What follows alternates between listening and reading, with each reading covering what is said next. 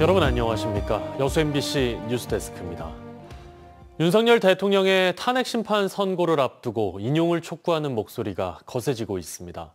전남 지역의 기초광역의원들은 민주주의를 바로 세워야 한다며 단체 삭발을 감행했습니다. 박종호 기자입니다. 흰 가운을 두른 의원들 사이로 미용사들이 등장합니다. 해남 진도완도 지역구인 전남 도의원과 군의원 등 21명이 헌법재판소에 윤석열 대통령 탄핵 인용을 촉구하며 머리를 밀었습니다. 여성 의원들도 포함됐습니다. 지금 제가 태어나가지고 이런 삭발을 하기까지 결심은 굉장히 어제 나름대로 슬펐습니다. 과연 이 여성으로서 삭발을 하고 우리가 이 소리가 정말 인용이 헌법재판소로 전달이 돼서 이 부분이 땅끝에서부터 전달돼서 헌재까지 전달해서 꼭 헌재에서 이번에 인용돼서 꼭 탄핵되기를 바라는 마음에서 삭발까지 이루어졌습니다. 의원들은 국회와 헌법기관인 선거관리위원회가 침탈당하고 포고령은 헌법과 법률을 위반하는 등 온 국민과 전 세계가 실시간으로 파면의 증거들을 목격했다고 강조했습니다. 민주주의와 민생경제를 회복시키기 위해서는 윤석열 대통령의 파면만이 답이라는 겁니다.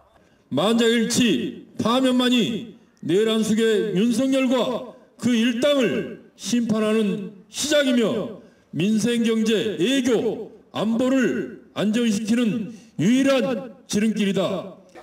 응원봉으로 시작된 시민들의 탄핵 촉구 거리 집회와 노숙 농성, 삭발까지 120일이 넘도록 이어진 비상계엄 사태. 윤석열 대통령의 탄핵 인용을 촉구하는 목소리가 높아지는 가운데 이제는 헌재의 응답만이 남았습니다. MBC 뉴스 박종호입니다. 전남대학교 교수 301명이 윤석열 대통령의 파면을 촉구하는 시국 선언문을 발표했습니다.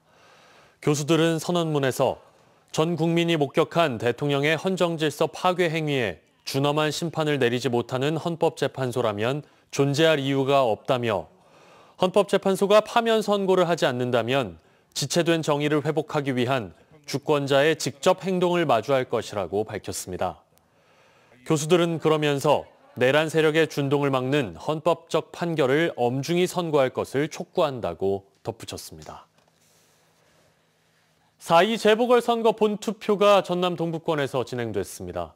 광양시 다선거구, 고흥군 나선거구 기초의원 재선거가 조금 전 마무리됐는데요. 당선자 윤곽은 밤 10시쯤 나올 전망입니다. 유민호 기자입니다. 군의원 재선거가 치러진 고흥군 나선거구 투표소입니다. 동강면을 비롯해 6곳에서 오늘 오전 6시부터 투표가 이뤄졌습니다. 더불어민주당 김동귀, 무소속 김재열 후보가 맞붙었습니다.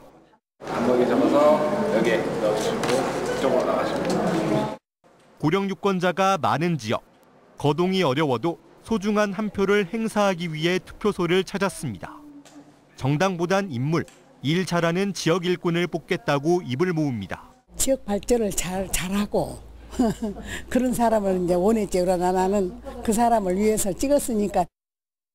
일을 잘할 수 있는 사람, 우리 면민들, 우리 각 지역의 심부름을 잘할 수 있는 사람, 그런 사람을 선택하고 싶습니다. 고흥군 나선거구 투표율은 오후 7시 기준 63.5%를 기록했습니다.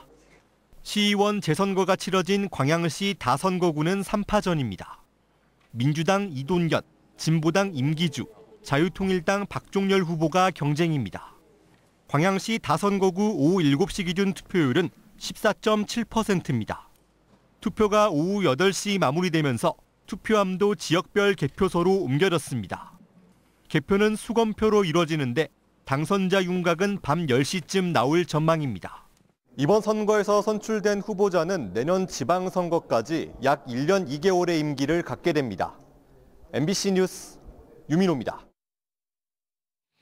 여수의 대규모 가로수길이 도로 확장 사업으로 사라지면서 시민들이 아쉬움을 토로하고 있습니다. 반면 다른 마을에서는 나무 한 그루를 지키기 위해 온 주민이 나서 눈길을 끌고 있는데요. 최황지 기자가 보도합니다. 녹음이 우거졌던 바다 옆 산길, 지금은 맨땅이 훤히 드러났습니다. 곧 남해로 가는 해저 터널이 개통되면 교통량이 많아질 수 있어 도로를 확장하고 있습니다. 횡한 메타세쿼이어기를 보자 시민들은 안타까움을 감출 수가 없습니다.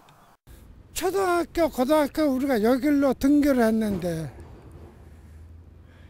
허전해버리죠. 사업 구간 118그루 중 옮겨진 나무는 6그루뿐, 69그루는 모두 제거됐습니다. 메타세쿼이어가 늘어섰던 자리엔 이렇게 공사 가림막이 설치가 돼 있고요. 이 거리 곳곳에는 이렇게 밑동만 남은 채 베어진 나무들이 많습니다. 나무들이 잘려나간 이유는 사업비 때문입니다. 수십 년 된 거목 70그루 이상을 이설하는데 1억 4천만 원이 들 것으로 추산된 겁니다. 이게 조경협회나 이런 조경업체 대표들하고 이야기를 해봤어요. 이게 너무 커서 이설하면은 다 죽는다고 하더라고요. 50cm 이상 이렇게 돼버리면 이게 이식을 해도 실효성이 없다. 이런 가운데 여수의 한 시골 마을에선 죽을 뻔했던 느티나무가 다시 생기를 되찾고 있습니다. 350년 된 이 나무는 지난 여름 비바람에 줄기가 잘려나가면서 보호수에서 해제될 위기에 빠졌습니다. 보호수 수술에 여수시는 예산이 없다며 난색을 보였고 주민들이 나섰습니다. 태풍으로 인해서 넘어졌었는데 이게 존치가 좀 어려웠었어요. 그런데 이제 마을 주민들하고 긴급 회의를 해서 일단 살리자, 보호를 그대로 유지해야 되지 않겠느냐. 손상된 부위를 조심스럽게 제거하고 살균한 뒤 보호망을 덧댔습니다. 전남의 나무 의사들이 예산 500만 원을 투입해 수술했고 느티나무는 무럭무럭 회복 중입니다. 오래된 나무는 이제 돈으로 가치를 환산할 수는 없습니다. 이 나무가 주는 공익적인 가치, 그리고 인간에게 주는 여러 가지 혜택을 고려한다면 굳이 이것을 돈으로 따지지 않고. 식목일을 앞두고 곳곳에서 나무 심기 운동이 펼쳐지고 있는 가운데 가진 자원을 최대한 보전하는 노력도 필요해 보입니다. MBC 뉴스 최양지입니다. 여수공항을 포함해 전국 7개 공항의 로컬라이저가 부러지기 쉬운 재질로 교체될 예정입니다. 한국공항공사는 로컬라이저 개선 사업에 본격 착수했고 토목 관련 전문업체와 함께 법과 규정에 부합하는 로컬라이저 설계안을 도출할 계획입니다. 공사 측은 무안공항의 로컬라이저를 최우선으로 설계할 방침이며 다른 공항도 순차적으로 착수해 올해 연말까지 사업을 완료할 예정입니다. 순천시가 대한고등교육기관인 생태칼리지 설립을 추진합니다. 순천시는 이달 입학 설명회 등을 통해 20명 내외의 학생들을 모집한 뒤 오는 6월부터 6개월 동안 교육을 진행하고 내년부터 정식 개교할 방침이라고 밝혔습니다. 생태칼리지의 교육 과목은 철학과 사회, 과학과 예술 등이고 순천시가 수업료와 연구 지원금을 부담합니다. 고흥군의 오랜 수건 사업인 추모공간이 내년부터 운영됩니다. 20년 전부터 추진된 사업인데요. 주민 반대로 번번이 무산됐었죠. 봉안당과 자연장지 등이 들어섰는데 화장시설은 제외됐습니다. 보도에 김단비 기자입니다. 최근 5년간 고흥군 사망자 수는 5,700여 명, 65세 이상 고령 인구 비율은 45%가 넘고 출생아보다 사망자 수가 훨씬 많습니다. 하지만 장례식장만 있을 뿐 추모 공간은 단 한 곳도 없습니다. 늘 다른 지역 장사시설을 이용해야 해 불편이 컸는데 내년이면 해소될 것으로 보입니다. 고흥읍 일원에 5만 7천여 제곱미터 규모의 군립 한해공원이 들어서기 때문입니다. 올 하반기 군립 한해공원 조성공사가 끝나면 내년 1월부터는 이용이 가능할 것으로 보입니다. 총 1,300여 기를 수용할 수 있는 규모로 봉안당과 자연장지, 유택동산과 주차장 등이 들어섭니다. 꾸준히 사망자가 증가되고 있고 그로 인해서 타 지역 이용하는 불편함과 그다음에 이용료에 대한 부담을 지원하고자 저희들이 조성하게 돼 있으며 벌써부터 이용 문의가 잇따르고 있지만 주민 반대 등으로 화장시설이 제외된 건 아쉬움으로 남습니다. 화장시설을 이용하려면 순천이나 광양으로 원정을 가야 하는데 비용도 10배가량 비싸고 이용 시간에도 제약이 따릅니다. 또 화장하고 와서 또 이리 와야 되잖아요. 오후에 밖에 하는데 그도 당일 날짜로 예약이 안 되면 화장을 못 해요. 과거에도 2차례 주민 반대에 부딪혔던 만큼 고흥군은 조심스러운 입장입니다.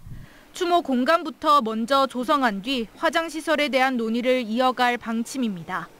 또 기존 최고 20만 원까지 지원하는 화장 장려금을 확대하는 등 비용 부담을 덜 수 있는 방안을 고심하고 있습니다. MBC 뉴스 김단비입니다. 이번 주 토요일로 예정됐던 고흥 녹동항 드론쇼 개막식이 오는 12일로 연기됐습니다. 고흥군은 최근 경남과 경북 지역에서 발생한 대형 산불 피해자를 애도하고 산불 재난 국가위기 경보가 심각 단계를 유지하는 데 따른 조치로 드론쇼 개막을 일주일 미루기로 했습니다. 다음 주 토요일 저녁 8시에 열리는 개막식에는 전남권 역대 최대 규모인 2천여 대의 군집 드론쇼와 버스킹 공연 등이 펼쳐질 예정입니다. 올해 순천만 국가정원 관람객이 60만 명을 돌파했습니다. 순천시는 올해 개장 90일 만에 국가정원 관람객이 60만 명을 기록했으며 이는 지난 2022년과 비교해 29일 앞당겨진 것이라고 밝혀졌습니다. 순천시는 정원의 문화 콘텐츠를 결합하고 SNS를 통한 홍보를 강화해 청년층과 외국인 관광객 유입을 늘려가겠다고 덧붙였습니다. 오늘 하늘은 흐렸지만 날씨는 따뜻했습니다. 내일도 전남 동부권은 구름 많은 가운데 아침 최저 기온은 3에서 6도, 한낮 최고 기온은 13에서 15도로 오늘보다 조금 낮겠습니다. 바다의 물결은 남해서부 앞바다에서 0.5m, 먼 바다에서 최고 1m로 잔잔하게 일겠습니다. 건조한 대기 상태가 일주일 넘게 이어지고 있는 가운데 주말인 토요일에는 비가 내리는 곳이 있겠습니다. 여수 상공회의소와 지역 교육기관들이 지역 인재 양성과 산업 연계에 적극 협력하기로 했습니다. 여수 상인은 오늘 전남대와 한영대, 순천제일대, 여수공고와 진성여고 등 8개 학교와 지역 기업 맞춤형 인재 양성과 취업 연계 기반 마련을 위한 업무 협약을 맺고 교육과 산업이 함께 지역의 미래를 설계하는 협력의 장을 만들겠다고 밝혔습니다. 특히 이번 협약은 고등학교와 대학이 함께 참여해 단기 현장 실습부터 중장기 채용 연계까지 통합형 산학 협력 체계를 구축함으로써 지역 내 교육과 취업, 정착을 연결하는 실질적인 기반이 될 것으로 기대됩니다. 순천시가 그린 바이오 산업 육성을 위해 유럽의 선도 도시와 기업을 찾아 현장 시찰을 진행하고 있습니다. 노관규 시장을 비롯한 순천시 연수단은 프랑스에 있는 글로벌 화장품 업체 본사를 찾아 지역 특산물을 활용한 제품 개발 사례 등을 파악한 데 이어 덴마크 식품산업 클러스터 등을 방문해 그린 바이오 산업에 대한 협력 방안 등을 논의할 예정입니다. 한편 순천시는 그린 바이오 산업을 집중 육성하기 위해 오는 2027년까지 승주 지역에 620억 원을 들여 바이오 지식산업센터와 제품 생산시설 등을 건립할 계획입니다. 여수시가 문체부가 공모한 예비 국제회의지구에 선정됐습니다.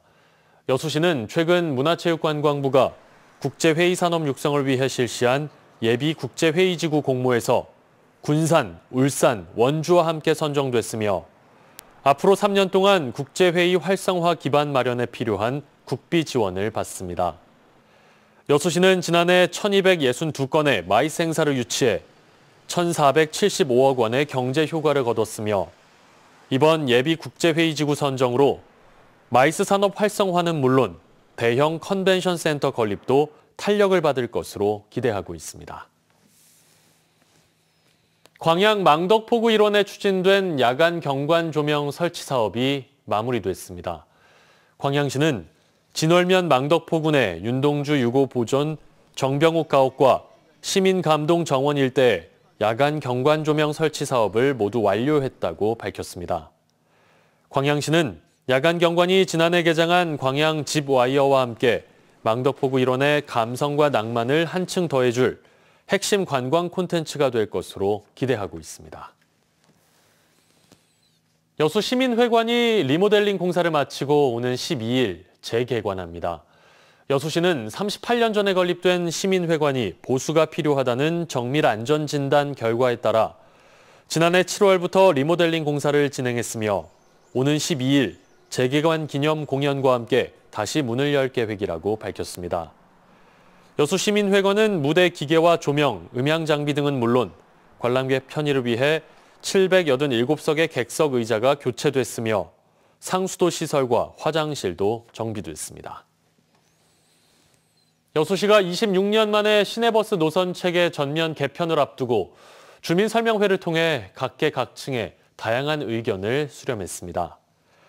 여수시는 지난달 21일부터 최근까지 25개 읍면동을 순회하며 28차례 주민설명회를 개최했고 도시 여건 변화와 내년 선박람회 개최 등에 따른 시내버스 노선 개편의 필요성과 주민 협조 사항을 안내했다고 밝혔습니다. 여수시는 또 이번 달부터 온오프라인 시민 설문조사와 시내버스 이용객 대상 실태 조사를 실시하고 그 결과를 노선 개편안에 반영할 계획이며 추가 설명회 등 공론화 과정도 거치겠다고 덧붙였습니다.